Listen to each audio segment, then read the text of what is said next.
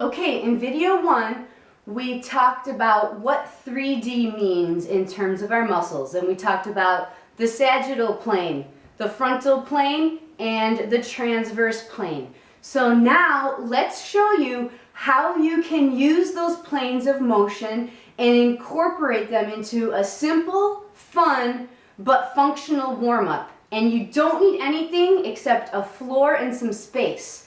So whether you're in your living room, your basement, your front yard, your backyard, at the park, there's no excuse. This is simple and easy to do anywhere, all right? So let's start out in the frontal plane, and you're just gonna swing your arms side to side, all right? And you can see as I'm doing this, my hips are swaying, my feet are shifting. So from your head to your toes, everything's working, though we are primarily using our arms to drive this motion.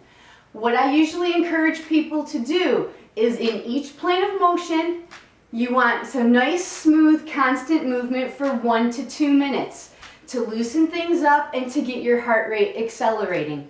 You can add to the difficulty by grabbing some light free weights and eventually upping the weight over time. You can also tweak and change your speed. The faster you go, the more the heart's going to be pumping. So that's a little bit of variety for you. Second plane of motion, transverse plane. So I like to think of throwing a frisbee, okay? You could do it one-sided, you could do it the other-sided like this, or just let's stick with some simple rotation. So I just like to go back and forth like this. Now with this one, your hands follow your hips and you're pivoting on your feet. Do not keep your feet planted or else you could cause some torque and discomfort in the low back. So everything is moving as a solid unit, so there's no stress. Same thing, 1 to 2 minutes.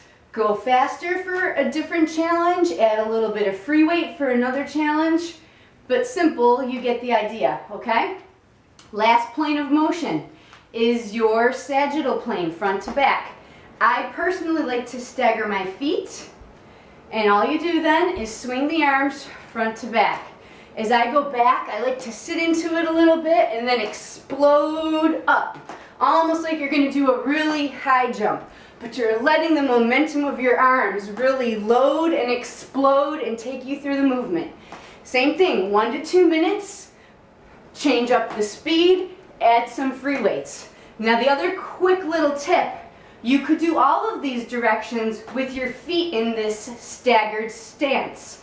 Since we are trying to add some fun and function to our walk and run routine, why not have your legs in a walk-run stance while you do this? So then you could do your frontal, your transverse, and your sagittal all in this staggered stance. Same thing, then you would switch it around and lead with the other leg. Always do both sides. You want to keep it even, and you want to give that feedback to the left and the right. You don't only want to do one side. Let's do a fast leg warm-up. So let's do sagittal plane. We'll just do a simple forward lunge with an overhead reach. And just kind of alternating side to side. We just want the nice continuous movement to get the heart rate up. Sagittal plane. Frontal plane is side to side. So now we'll go frontal plane, okay? And then lastly, we have the transverse plane, and we're just going to rotate, rotate, rotate. Same thing the other way. Now with all of these, I reached overhead. You could add a little tweak by doing the same thing, but reaching for your foot, okay? Nice constant movement. We're getting a low-grade stretch where your muscles are warmed up. And it's that simple. We just showed you an arm and a leg dominant, and that's it. I would recommend checking your heart rate when you start this.